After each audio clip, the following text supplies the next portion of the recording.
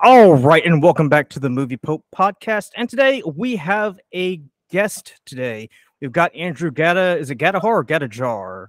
Gajadhar. Gajadhar from the Carolina Film Network, and we're going to sit down to discuss his work and his organization. But before we dive in, remember to like, comment, subscribe, and we're on Spotify now, so be sure to check us out there. And as always, thank you so much for watching, and let's go ahead and dive in. Andrew, how you doing today, my man? Doing pretty good. Excellent. Now I did a little bit of research on you guys before before hopping onto the podcast. So basically, you guys are, well, for lack of a better word, you guys are network connecting filmmakers all over the Carolinas, right? Absolutely. And we have over 5,000 plus members and people from all over the world that we kind of help bolster their careers. So what we are is kind of this bridging kind of organization that takes where people are in the industry, and we combine that with educating them on whatever their specific craft is, and then we connect them with industry professionals and give them more of an experience with whatever that craft is on a more I say industry professional level, versus just your normal indie person that's just trying to get work. So we want them to create a business out of what it is that they do, whether that's providing a service or something else of that nature. We just want them to be the best versions of themselves in the industry, so they can get those bigger jobs, or they can get those better contracts and make those bigger dollars for themselves. Gotcha. So it's kind of like a professional network, but from what I've read, and I may have misread it, so feel free to correct me. It also seems like a like a way for newbies to sort of find mentors to kind of walk them through, let them know this is how you do things in the industry, right? Yeah. So it's like, if you look at it like a incubator program, where Okay. somebody has a business and they need consulting to understand how to market that business better, or understand how to maybe do paperwork better, or whatever it is with any business. It's similarly to that. You have artists that are out there that don't know how to monetize their films, or they don't know how to maybe do certain key techniques in terms of acting or directing or cinematography. They may just bought a camera, but they don't really know much about how to utilize that camera, or to make it look more cinematic, or to get like somebody to actually be an understudy with in that specific craft that's going to help them better their skill set.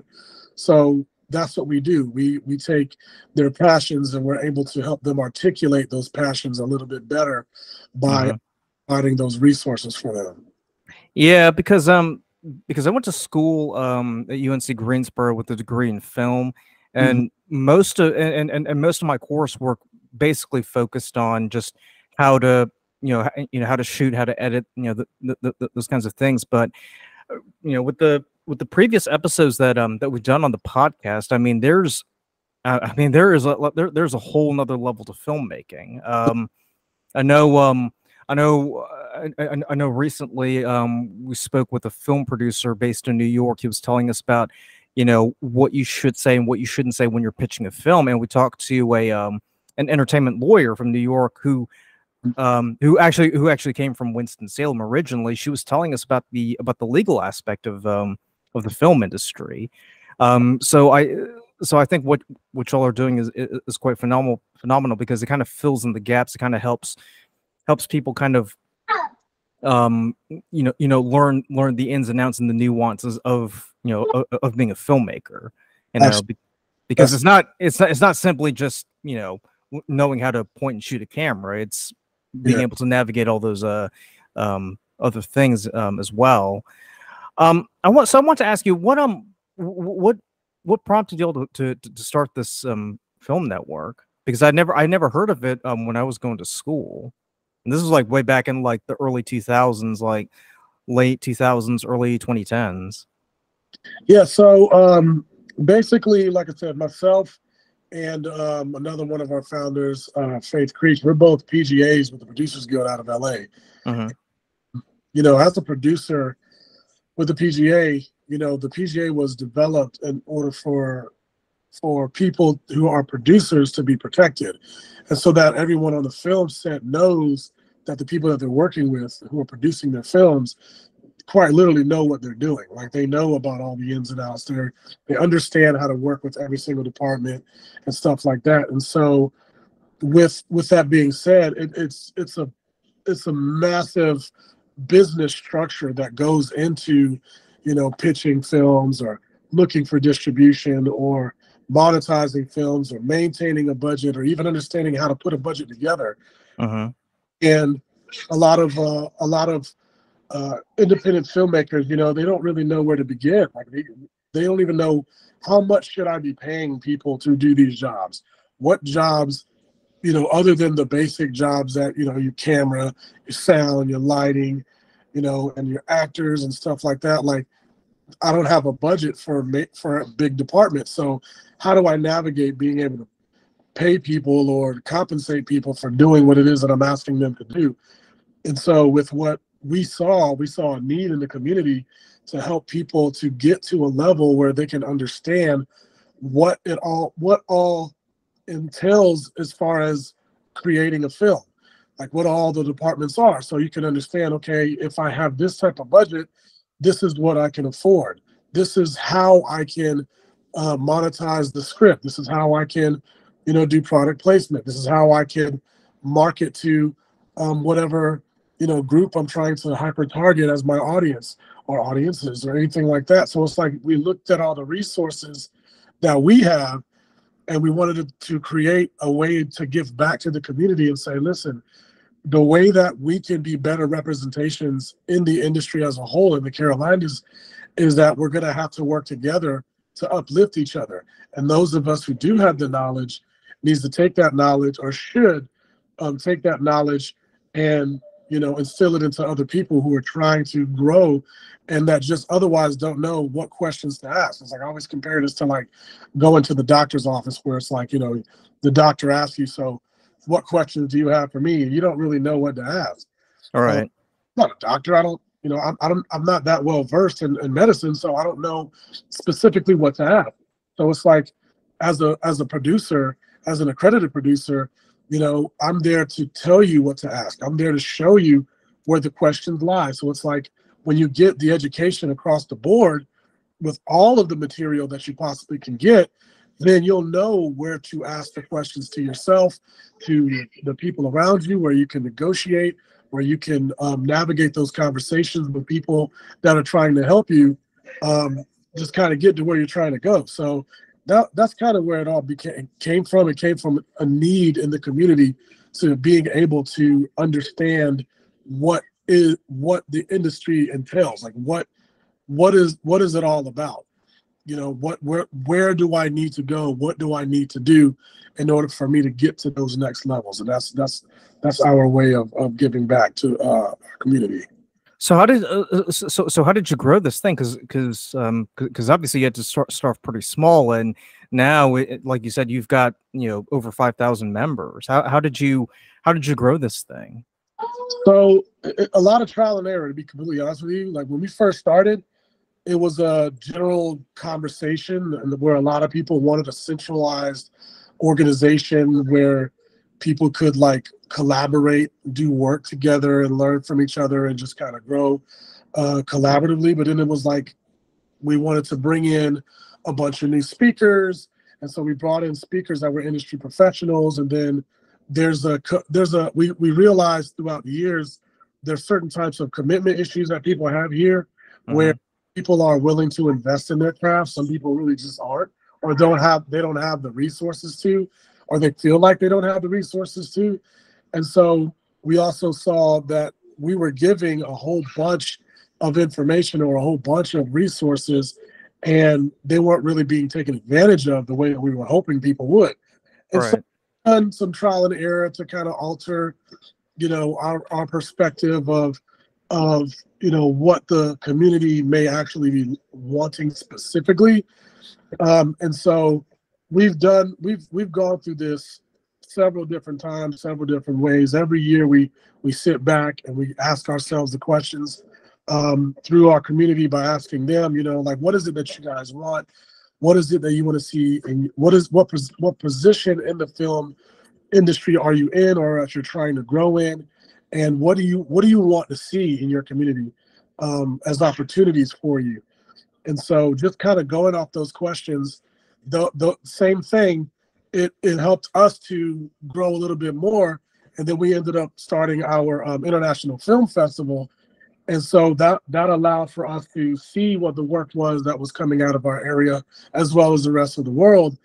And it gave us an opportunity to say, okay, we can compare the work that's coming from outside of our area and the work that's coming from our area, and see where some of those spots are that we can kind of say, okay, this is an issue that our community as a whole is facing. You can see the production value, you can see the budgets, you can see the way that the writing is going for like the writers, and they reach out from the film festival. They ask questions and say, you know, is there anything that I could be doing better? And it's like, okay, so here's another need that we can see that the community has. So doing things like that, it's allowed for us to kind of slowly build to where we are. And the more we build, the more attention we get, the more inclusivity that we have with everyone else in the community, and the more we've been able to grow as a whole. Yeah, because yeah, because just speaking from personal experience, because I've lived in the Carolinas all my life. You'd think there'd be like one, you know, monolithic structure, one monolithic answer to everything, but Yeah. you know, but obviously North Carolina is different from South Carolina. Even then, Charlotte's different from Raleigh, and even Raleigh is different from Wilmington. So the needs are going to be kind of different in those areas. Absolutely. And like I said, like I said, the best way we can do it is just through trial and error, because a lot of our members actually live in the Charlotte area or the Greenville area, or in the upstate area. And then you have a lot of people that are down there in Charleston. And then you look at the jobs that are coming to South Carolina in terms of the film industry, and a lot of them go to those areas. And so, you know, we try to encourage people to like register with the Film Commission, you know, make sure that we help you to build. We try to make sure that we help people build the business aspect of whatever it is, the jobs that they're trying to get before they even get on the Film Commission's website or register with them, because essentially they are representing the Carolinas. And that doesn't matter if it's South Carolina or North Carolina, they're representing the film industry. And what we need is more professionalism in our area. So it's up to organizations like us to kind of see where the needs are not being met as much, and we got to go seek those connections in those areas and say, hey, listen, we're here, we're available to you, you know, you can use us, these are the resources that we have. And it's worked thus far. Like, it's worked.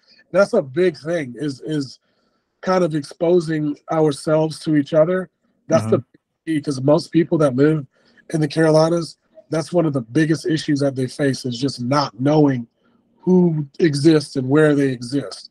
So, you know, that's what we've been trying to do. Yeah, absolutely. Just because just because when you think of the Charlotte area, you don't really think of it as as a film city, even though you it sounds ridiculous for saying that.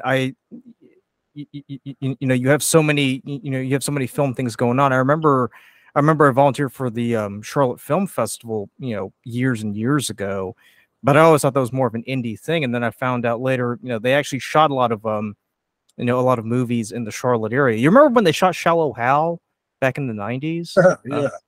Yeah. And then they and oddly enough, they actually filmed a scene for Shake, Rattle, and Roll. I think it was that TV movie from the 90s. They filmed that in my old neighborhood. Wow. So yeah, I mean, you have these little things, just popping up here and there, but But I definitely agree with you. There definitely needs to be more exposure to that. So So I want, so I want to ask you this. So let's say for instance, I just graduated from college, right? I've got my diploma in my hand. I've made a few student films. I'm pretty proud of it, but I'm ready to get my feet wet. And I come to you guys saying, hey, I definitely want to take my filmmaking skills to the next level. What are what does the process look like, or what are the steps really to kind of get someone like me started on that route? Thing to do is quite literally the same thing that you are already doing, which is continuing to educate yourself through, through something that's contextualized, some kind of book, some kind of, text that you can, research on your own. Hmm. But in addition to that, because you can easily see what assignments were given to you in school and whatever, you know, um, handbooks or whatever material literature that you learned were there, but then you also have those experiences that you have of on the job type training. So getting out there to educate yourself, looking where those opportunities are, where you can get educated through experience in person as well as in context. I mean, that's the key to anything. I'm a proponent of education first, because at the end of the day, you can go on a bunch of film sets that are a bunch of independent film sets, and none of them are going to give you a professional experience. Not to say that you can't find them. I'm Hmm. just good to understand where good habits are, where good habits lay, and look out for social media platforms, stuff like ours on Carolina Film Network. Introduce yourself, pitch yourself, say, "Hey, I just graduated. I'm looking for some opportunities. If anybody needs a PA, or if anybody needs somebody with this type of experience that I have, I'm available to you." And just throw yourself out there and just try to get on some film sets, because they're everywhere. Everybody's doing some kind of film set. YouTube University is not a stranger to anybody in this industry. No. Like, you can get on there and really look at some stuff that can really help you. Like, look, if you can't find certain groups that are in your area, whatever it is that you're looking for, you can find it online a lot of times and get some really, really good information. We try to put some information when we find good, like YouTube videos or good educational videos about things that some people may not even think about. Like, I know the other day I posted a video about the proper way to use like a clapper. Yeah, I saw that. And it's like people were pretty receptive of it. They're like, everybody should understand the very basic thing of using a clapper. But it's like, when you can understand other other aspects of the filming process and how that helps in terms of saving money and time and everything else, it's like, that's education. You're Hmm. educating that much more. So if you're fresh out, but that came from YouTube. There's a lot of plenty of good videos on YouTube when you know what to look for. And if it's something that you're specifically looking for, ask the questions. Ask the questions in those same Facebook groups or whatever groups, say, hey, is somebody shooting something this weekend? Or I got some time, to do this, or I got this type of camera, or I got this type of equipment. Like, throw yourself out there and say, is somebody hiring? Is somebody working? Um, Even if you have, limitations to what you do, and parameters of your job, and be like, I have a degree and I want to get hired. I'd like to get paid. I mean, that's something that people, that's completely fine. Tell people you're trying to get paid, Hmm. but throw yourself out there. That's the best advice I can tell somebody is absolutely get on social media, absolutely get on some sort of platform, shake hands, show up. Don't say you're going to be involved with something that you may not be able to commit to. Live up to your commitments. If you see an event that's going to happen and you say you want to be there, like, show up, because the only people that get success are the ones that show up for it. So that would be my advice. So, what about the resources that y'all offer? I mean, I mean, so say for instance, we're using the same scenario. Mhm. Obviously, working on student film is going to be kind of different from working on an indie film, which would be very different from working on a quote on a professional film set. Oh, How do you go about putting linking somebody up? Do you, do y'all do it, or do you just like create a forum so where people kind of you know we meet? do we do personally with our organization, we do film camps where we actually similarly with our incubator program, we'll sit down with people, we'll develop a storyboard for whatever genre we come up with, and we'll shoot a short film. Like we'll show them, we'll give them literature on all the basic film production departments, what they are, what they break down to be, different jobs in the film industry, understanding what the line is, what's above the line, below the line, and stuff like that. And then we'll come up with a short story idea based off of just some very basic information. And then we'll show them the equipment that we're going to use, show them some tip, we'll kind of coach them throughout the whole process. And then we'll shoot a short film. And then we'll edit it, and we'll finish it, and then we'll put it online, and we'll show it in the theater and everything else. So we put together small projects for people all the time. But in addition to that, like I said, the first thing that I try to tell people is to try to get out of the mindset of I did this as a student film, or I did this as an independent film, or a whatever film. At the end of the day, it all boils down to budget. You either have one or you don't.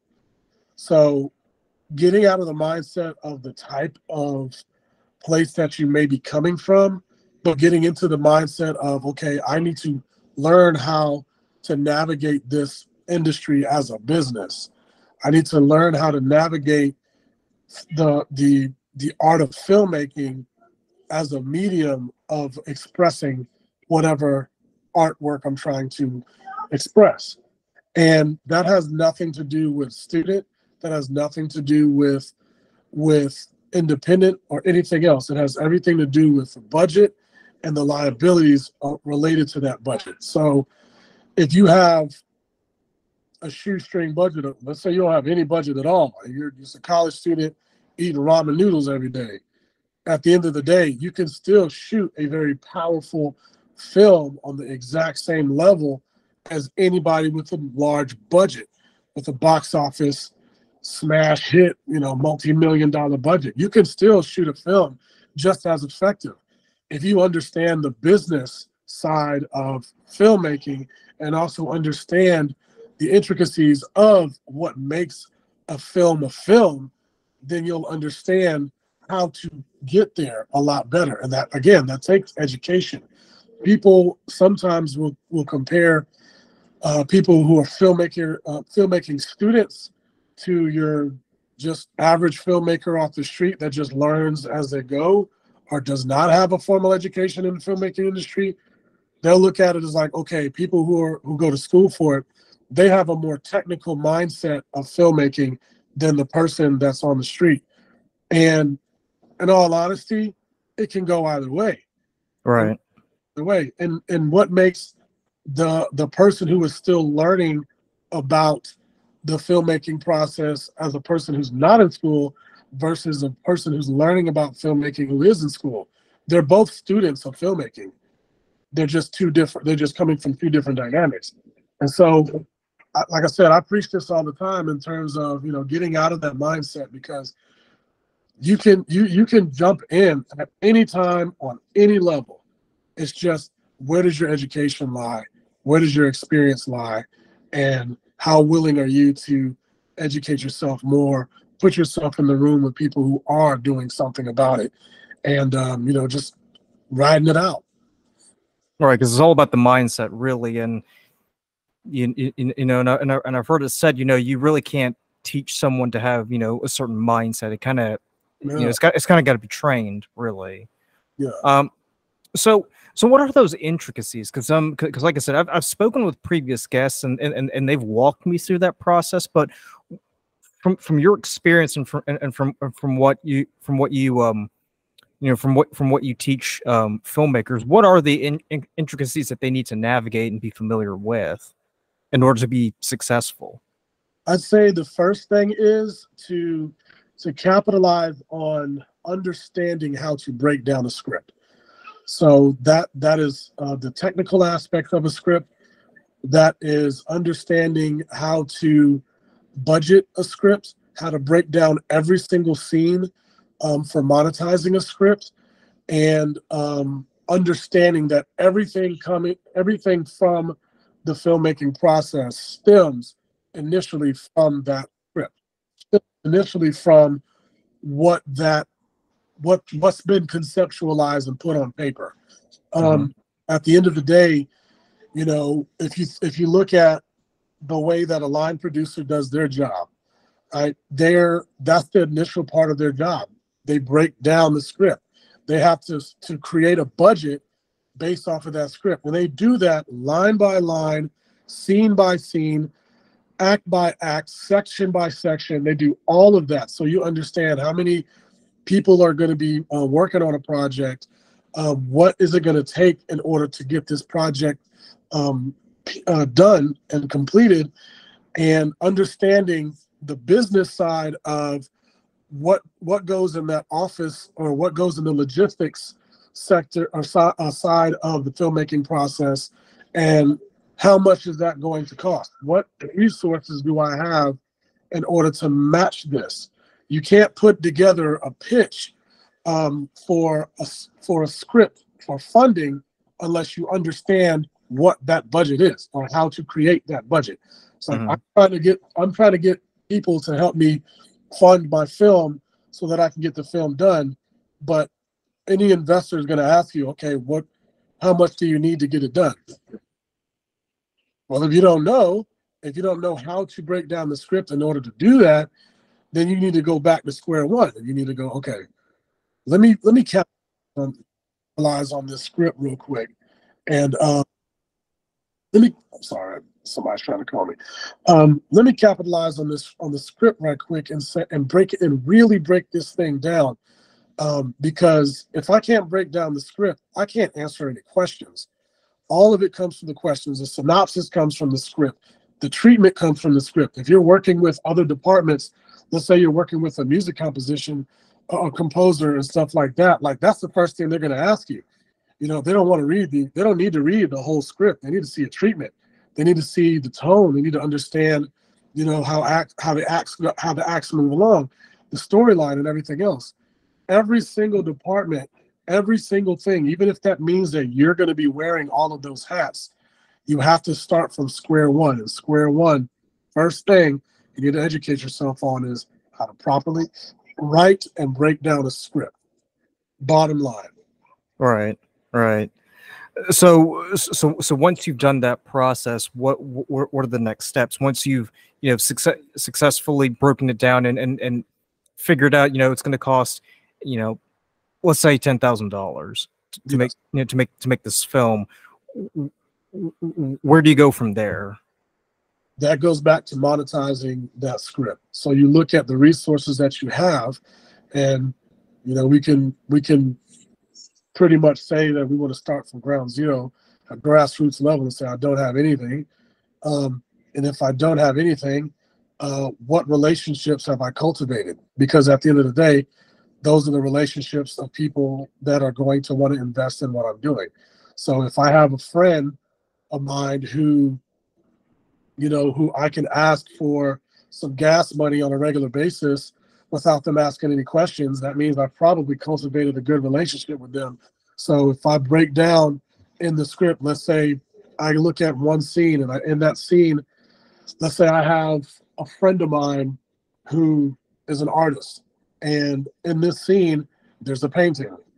Well, I could commission my friend and say, listen, I'm going to get this film put in X amount of film festivals and try to get you a lot of exposure and give you, some credit and try to put your artwork in my film. Would you barter with me, or would you, allow for me to use your artwork, in the film, but also, would you mind donating some sort of, whatever? I'm just using that as a just random thing or whatever. Yeah. Breaking down every single individual scene to see where those product placement negotiation deals can come in, but also looking at the resources that you have and go, okay, this is an expense that I can minimize because I already have this.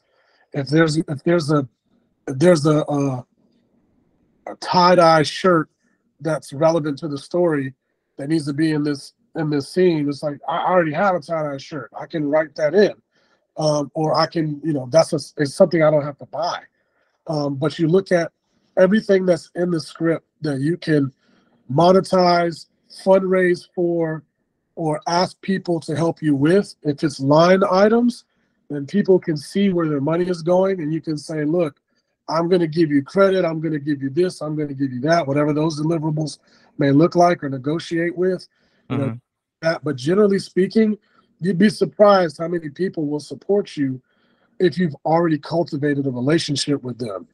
If I was to ask a friend of mine who I've known for 20 plus years for $100, if I've known them for 20 plus years, they'll give me $100 and be like, yeah, I'll get back with you as soon as I can. They're like, man, don't worry about it, man. It's just $100. But if you ask that same person for $1,000, they're gonna ask questions and be like, a grand? Like, what's going on? Is everything okay? They're gonna make sure everything's okay. Yeah. If you ask them for $1 or $5, they'll be even more inclined to not even ask questions and be like, yeah, man, $5 and then I got you. You'd be like, look, man, I got a whole bunch of friends. I got a whole bunch of people I went to high school with, a whole bunch of friends I've been to college with, a whole bunch of people I broke bread with, eating that ramen noodles and stuff like that, and asking them for pennies on the dollar. That's no different from a politician coming to a town and shaking hands on a personal level and people donating to their campaign. That's how they make all these millions of dollars towards their campaign. They shake hands. It's a personal exchange of being in someone's presence and asking them for their support and giving them your all, pitching to them what it is that you're asking them to believe in. You're asking them to believe in your dream and your goals and your project. Then the best way to do it is to somehow cultivate a relationship with them before you ask, of course, but somehow cultivate a relationship with them and then let them know what it is your plan is, and then ask them to help. Right, right. I actually like that example you just gave it with the politician. That's the first time a guest has ever used that analogy on the show. Um, so so I wanted to I wanted to backtrack a little bit because because on the website it said that you were a that you were a producer, and you mentioned it yourself. You said you were part of the PGA. How did you get started in the film industry? So I actually started off as a fight tactical and stunt choreographer. Mm-hmm. Owned a contract executive protection company at the time, and I have an extensive background in the martial sciences, and I actually ended up being hired for one feature film to do all of that, and I fell in love with it. And one of the things that I realized was in the protection industry itself, I made a lot of connections. I was back. I got myself back in school, got a degree in the arts, got a degree in psychology to help me better myself as a writer and a director and stuff like that. And then I just completely immersed myself into the industry that way. And then the first thing that I did, which again is what I do with any business, is I try to see where in the industry I could become educated or certified or accredited or what I had access to. So that was my first modus operandi. I was like, I'm coming in this thing as a newbie. I don't want to look silly in front of other people who've been doing this for a long time. So I want to be able to be in the conversations. I want to be able to be educated enough about what it is that everybody's doing around me so that I can always be a part of the conversation. And so I started digging. I went online. I said, okay, what kind of degrees do you have to do to be a filmmaker? And then I started that started seeing those things kind of broken down into individual things. I was like, okay, so what kind of degree do I need to have to be a cinematographer or a videographer, or to be an acting coach, or to be a director, or to be a producer, or this or that? I just started researching all these things, and one of the things that I found out was, well, they haven't really made it to where things are not accessible. It's just whether they're union or not. And I was like, oh, well, I could still do a lot of things without being part of a union. And then realized that the Producers Guild actually wasn't really a union, and that I had access to it. I started researching on what the requirements were, what the, you know, what the Producers Guild itself was made of, and how it was, you know, how it was set up. And what I found out was that even living where I am, I could work anywhere in the world. I can travel to wherever I need to travel to work on any projects, and then I can produce my own projects. And as long as I'm meeting the criteria that's set, then I can apply. And so I started applying to everything. I ended up becoming a COVID compliance officer when, you know, COVID happened. Yeah. Then, you know, becoming a PGA was well before that. But when I wrote and directed my first feature myself, I realized, okay, this is my opportunity to try to get some of those accreditations. And so that's what I did. I did my research on it, and I did everything that was required of me. I applied for it, and I got it. And I became the first PGA registered with the Film Commission ever here in South Carolina. Oh, wow. And it baffled me, because I was like, I don't understand how I'm coming into this thing. You know, now I've been in it for, you know, quite some time, but at the time I was like, you know, I know people who've been in this industry here for like 20 plus years, like, and you know, and then I, again, looking at the research, found out that like the producers marks and stuff like that, like they didn't even have those until much later.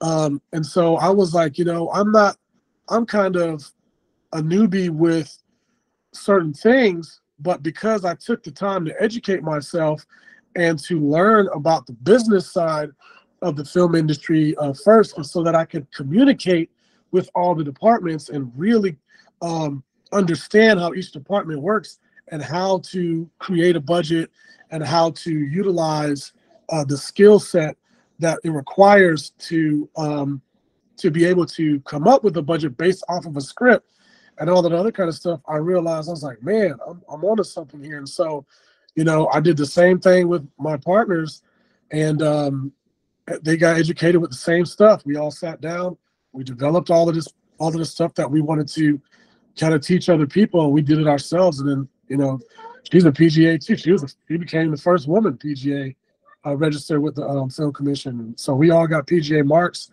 I actually got nominated to be on the board of Oh, wow. the PGA last year.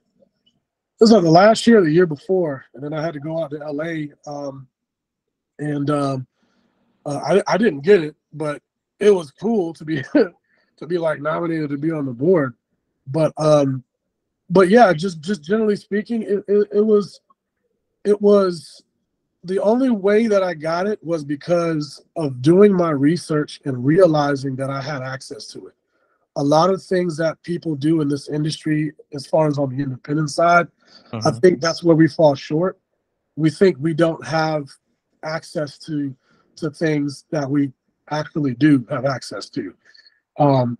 And I think that that's something that it should definitely be kind of exposed to filmmakers these days. Is like, you know, you can do this too. I started from absolutely nothing. No, I hadn't worked on union sets at the time. Actually, I did. I take that back. I worked on one union set because I was an extra in Renaissance Man when they shot it on Fort Jackson. Like, you know, I was like 92 or 94 or something like that. Damn. I didn't even realize, you know, what was going on like that as much as I do now. But again, similarly to that, fast forward to now, I realize doing stuff with other careers, how I've made so many connections that it's helped me grow in this industry doing what I do now as a producer. Well, I was gonna say that's pretty rad that you're that you were the first registered member of the PGA in South Carolina, you know. But to your point, I mean, it's something that a lot of people kind of look at and they're like, oh, that's way above me. So you kind of democratize the process in a way. Yeah. Now people ask me all the time. They're like, man, how did you just kind of came out of nowhere and started doing all this stuff? I'm like, no, I took my time. It's just, you know, before doing anything else, I just did my research. Like, you know, you have to study any business that you get into. You need to study the market, and you need to study the requirements of that business. I have an attitude like, if I'm going to commit myself to something, I need to be as well versed as I possibly can, just so that I can, you know, be included in the conversations of people who've already been doing it. Like I personally feel like your average person might be intimidated by my presence, because I'm a big dude. I'm like 6'2", 400 pounds. Like, I got a big presence. So it's like, I don't want people to feel intimidated, but I want people to understand that I have a presence that's a commanding presence for a reason, and it's not to be intimidating, but it's to be included. And so I encourage people to do the same thing. It's like, no, educate yourself, make yourself bigger on that level of inclusion by educating yourself, because at the end of the day, that's what it's going to take. It's going to take somebody to be able to converse with somebody else that's in the room. And you can't do that if you cower. You can't do that if you're silent. You can't do that if you're not taking chances or finding out, you know, how to articulate that conversation the best way possible. And there's a lot of opportunities out here, a lot of opportunities, especially like living in Charlotte or living in Columbia. You know, we live in areas where the population density is over 1 million people, you know, and that's actually one of the requirements for certain things in the for like PGA to get a PGA accreditation and stuff like that. You know, your films being in theaters. We live in an area where it's quite easy to get to 4-wall any film in a theater. Mm-hmm. Not very expensive if you're going to 4-wall, and because there's so many independent theaters here, you know, like we have a partnership with Spotlight Cinemas, and we do red carpet premieres at the theater all the time for people. And there's a lot of people that, you know, they like red carpet premieres, like that's a dream. It's like, well, come on and do it, because you ain't gonna have to spend a whole bunch of money to do it. And we'll actually help you. And them putting your film in their system, you know, they use Fandango and everything. Like, your film is going to be on Fandango. People can buy tickets to watch your movie. And, you know, we're trying to build now to where people can have limited theatrical runs in these theaters. So, you know, we're providing opportunities, or we're trying to provide opportunities that people otherwise didn't think they have. And it's like, no, people are starting to wake up and realize, you know, I can show my stuff there. I can be included. I can do this and I can do that. And so we've been able to kind of, you know, perpetuate that type of environment for our filmmakers that follow us and get involved with us. So are people taking advantage of these services, like with Spotlight Cinemas and all that stuff? Absolutely. I can honestly say Spotlight Cinemas survived the pandemic because of things like their involvement with the community, their support of the independent film community, and their partnering with us. During the pandemic, we were able to do forums in the theater, workshops in the theater, show independent film in the theater where they weren't getting box office films in the theater coming from major studios. Uh-huh. So providing them with content, we're providing them with getting people in the building, buying concessions, doing events. We did, like, I think the theater now hosts over like maybe 5 or 6 film festivals throughout the year now at the theater, and that's because of us bringing our film festival exclusively to their theater. And then, like I said, all the red carpet premiere, they have red carpet premieres there all the time, and it can be from short films to feature films to documentaries to talkback events to, you know, some of every kind of event you can think of. So they very much have benefited. We've benefited from them, and they've benefited from us. So so nothing I want to ask y'all about, because I did see here that y'all sponsor the was it the Freedom International Film Festival. Can you talk to me about that? How did that get started, and what does it do? So similarly to the way that we created the organization, Faith and I was actually on our way to Charleston to a film festival, and we just had this discussion that I was like, you know, I had a dream that we started our own film festival, and she was like, "Oh, me too." And I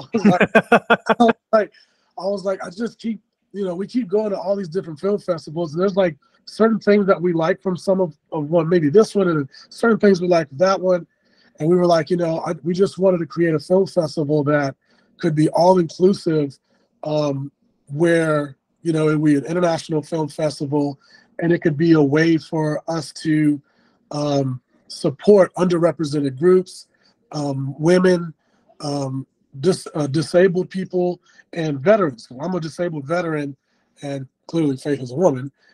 And our other partner, he's also Cuban, and he also has done law enforcement, veteran himself, not military veteran, but law enforcement veteran and stuff like that. So it's like, you know, we wanted to, and also, of course, we had another person at the time that was that we were actually meeting down in Charleston, that was a good friend of ours, that similarly had ideas that wanted to that helped us with the organization itself, but they didn't help us with the film festival. But I'm just saying, like, the way that his ideas helped us to put together Carolina Film Network, we did the similar thing.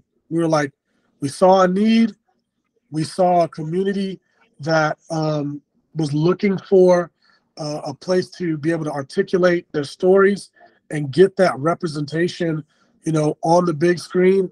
And so we came up the whole trip down there to Charleston. We came up with the name, we came up with the mission, we came up with the vision, and everything. By the time we came back home after that film festival, we had Freedom Festival International Film Festival. So how did you go about organizing it? Because obviously organizing a film festival isn't, you know, there's no small feat. No, it's not. We took everything that we did with the theater already, and we tailored it to a film festival. So we already did forums, we already did workshops and stuff like that. So we wanted our film festival to have workshops, forums, panel discussions, same things that we do at the theater already. We were like, well, let's put it together as a film festival. You know, like I said, we've already been submitting films on Film Freeway before. We've already been guest speakers doing panel discussions for other people's events and stuff like that. And, you know, so we just, again, doing our research, seeing what's required and how to structure it legally and everything else. And then we just put it together. I don't think it was as hard logistically to put it together for us initially starting out, because we didn't have to like negotiate a whole bunch of stuff. The first year that we did it at TAPS Art Center downtown in Columbia. But with our nonprofit, we were already working with them. So it wasn't very difficult for us to just kind of partner with them to put it on in their location. And then with the theater, when we partnered with the theater, it was fairly easy to do it there too, because again, we were already working with them. Right. So, logistically, it made sense. And then, you know, getting the supportive team behind it was a no-brainer, because I mean, we know a bunch of film festival directors already, and we already have friends in the industry. So we reached out to our friends in the industry and asked them, the same guest speakers that we were paying to come to CFN like meetings every month. So our industry professionals, we reached out to them to be judges for those respective categories. So we brought let's say a journalist. We have a friend of ours that's like a journalist on Broadway for Broadway World and stuff like that, and we asked her to be a judge for like the screenwriting or be a judge for certain categories like the dramas and stuff like that. Or we have like another friend of ours who's a professional writer who's sold several scripts, to the on a major blockbuster scripts. And we asked him to be a judge for the screenwriting aspect of the festival. We started off, we had an animation section. So we have a friend of ours who's a professional animator who's done animation for Marvel, and we asked him to be a judge. So it's like we just kind of pull, resources that we already have, and we were like, this is almost like a no-brainer. Like we're a perfect resource to be able to do this, and we've been doing it ever since. We just wrapped our 5th season and started our 6th season. So now we're in our 6th season, and we're bringing back all the stuff that we did before COVID with all the workshops, and we want to have a concert at the beginning, and talk backs and panel discussions and all the bells and whistles back on. Yeah, that's really, really exciting, man. I would really, really love to go to that film festival just to check it out and just to meet everybody. Just because, like you said, there are just so many things you don't know until you actually go to it and meet these people. The fact that you got one of the animators from Marvel in there, that kind of perked my ears up right there. I'm like, oh no, this is pretty cool. You'd be surprised who either lives in South Carolina or works closely with people that live in South Carolina. And see, that's the thing, because as a North Carolinian, the joke I always heard was, South Carolina is just one huge golf course. Between Charlotte and Charleston, it's just a huge golf course. There's nothing going on there. Yeah. So the fact that you have all these people just coming out and supporting what you do, that's just phenomenal. And it's right next door too. So I kind of feel ashamed about that now. Nah, see, again, it goes back to the cultivation of those relationships. Yeah, when you go to the festivals, purposefully put yourself out there, and that kind of goes back to the question earlier about somebody who's entering the film industry fresh out. Like, another tip to give them is go to film festivals, shake hands, get people's phone numbers, give them your phone number. Always tell people, never leave a conversation without exchanging contact information and putting a date on a follow-up. Like, never say, yeah, I'm gonna call you, give me your card, I'll call you sometime. Like, never do that. Never do that. Get their information, pull your phone out, put their information in there, do the same thing with yourself, and then say, when is the time coming up, next week, this week, whatever. Let's put it on the calendar right now. I don't want to leave this conversation without a follow-up to this conversation, because I really value you as a person and I value what you have to offer. Like, people respond to that. People respect that. They respond to that. And when you're able to do that to some people that you meet at a film festival, you'll be surprised who you meet. I'll never forget the first time I met the journalist I talked about that was that writes for Broadway World. I had no idea the level in the industry that she actually was, and that her husband, who was there with her, also was like one of the godfathers of anime or something. Like, he worked on like Lupin the Third and all this other kind of stuff, and he's one of the original people that brought the animation from Japan to America. Get out of here. He goes, are you serious? Huh? Are you serious? His name is Shin Kurokawa, and he actually my God, goes to North Carolina to like was it Cucaloris and all these other different film festivals and all these different animacons and all that stuff. He's always a guest. And when he shows up, people are like, their mind is blown because they don't realize how down to earth and how involved he actually is with supporting, people who are in the independent film community or just the independent arts community as a whole. Like, he thrives off of stuff like that. Since meeting them, they've gone to every single one except for one of our film festivals. They've been able to make it to every single one except for one of our film festivals. Mm-hmm. They followed every single feature that we've done. They've been to 2 of our premieres, and she actually used to be a performer on Broadway, and she came out of retirement just to be a part of our latest feature film trilogy that we just shot. So she's acting in that film. Oh, wow. And Shen is actually hopefully going to take part in the and now I'm giving some exclusive information that nobody else knows. But actually possibly going to do our VFX and color grading for the film. So it's like, when you cultivate those relationships, sky's the limit. Sky is the actual limit, because I'm telling you, there's a lot of ways that people can really get funding or get resources that all they have to do is open their mouth. Get in the room, open your mouth, and don't stop. Oh, it sounds weird. Don't stop flapping your gums until you get yourself an email list. Keep building on that email list. Keep building on those phone numbers. Categorize them. What I like to do when I go to places and people give me a business card, I'll take a picture of it front and back, and then I'll categorize it in my phone so that I have different categories for different. So it's like all the DPs that I know are in one category, or all the journalists, all the media people that I meet, I put their information in one category. So it's like, if I'm putting out a press release, I shoot an email to every last one of them at the same time. And that's another way that we as an organization have been able to grow, because it's like, we have an extensive email list that we've put together. And part of that email list actually came from the Film Commission.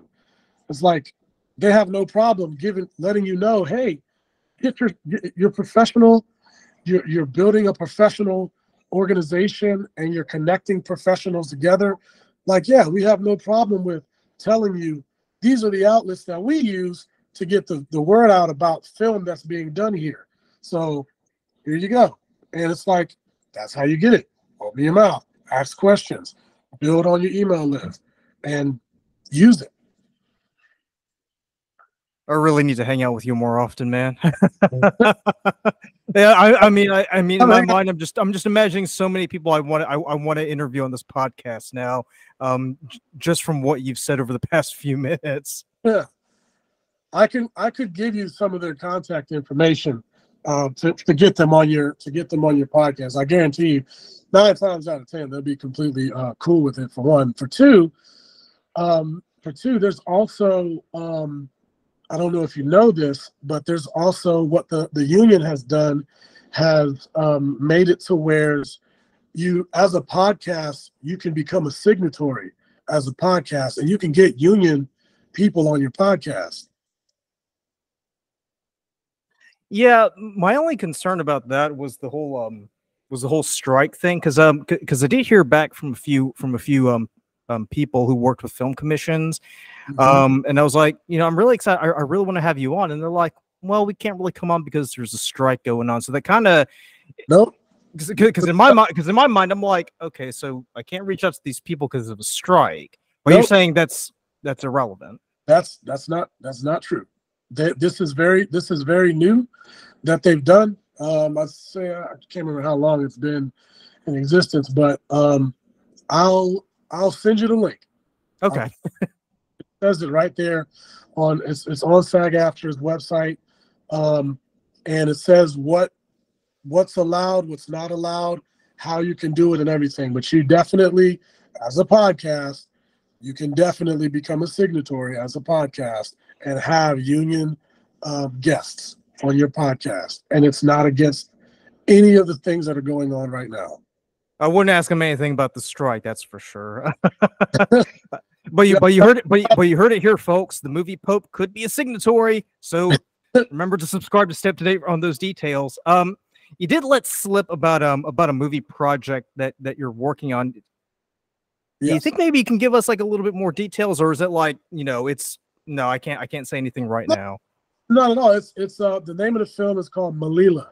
Malila, okay, what's it about? Milila. Malila. It is actually about a young woman who's a coming of age film, a young woman who is trying to come into, she grew up in a Jewish children's home, and she's trying to learn about herself as she navigates being adopted as a late teen in her late teens for the first time. So basically, to make a long story short, she's a descendant of Lilith, and the first wife of Adam.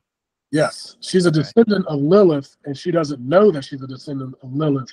Ooh. And she in the Jewish children's home, the Jewish house mother has been trying to protect her the whole time she's been growing up. So she hasn't really left the children's home, but when she leaves, she gives her an amulet, and in which the amulet gets activated, and Lilith, her celestial mother, comes through a series of events. She comes to empower her, and so she basically becomes fully realized as her celestial self that she doesn't know that she actually is.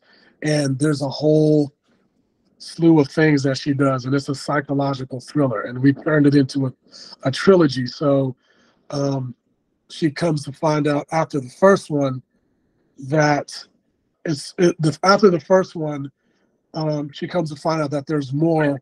They're called Lilim, which are children of Lilith. Yeah. She finds out that she's one of many, basically, and then that breaks into a story that goes 5 years later, and then the third film circles back around to how the first film started, with her being dropped off by a mysterious person to that children's home. So it's action packed. It's got a bunch of nice little goose eggs in there that are straight references. Anybody who knows anything about Lilith is going to be able to recognize. They're going to see a whole bunch of authenticity in the film. I'm the type of writer that tries to educate people somehow with the news. So I like it when people are able to fact check me. So be able to fact check and see a lot of golden goose eggs in there. But hey, well, Andrew, keep me up to date on those movies, because we would definitely love to review that on the podcast. We released the teaser so far. It's still in post-production, but we released the teaser on YouTube during the award ceremony at our film festival last year. One of the actors was like, "Hey, you think we could get a little teaser of the film since nobody's seen any of it yet?" I was like, I think I can handle that. So I put a teaser together and put it online. And if you go on YouTube and look up Malila space sneak peek teaser, you'll see it. Okay, I will definitely be on the lookout for that. So Andrew, how can people reach out to you or the Film Network? You can go online to Carolina Film Network NPO, like nonprofit organization, .org. So Carolina Film Network NPO.org, or you can reach out to me personally. My email is aagajadhar@gmail.com, or you can reach out to me directly from CFN's website and reach out. Yeah, and I'll definitely put them down in the description below. Later on, just so people can do that. Absolutely. Andrew, I could talk to you all day, but I do want to be respectful of your time.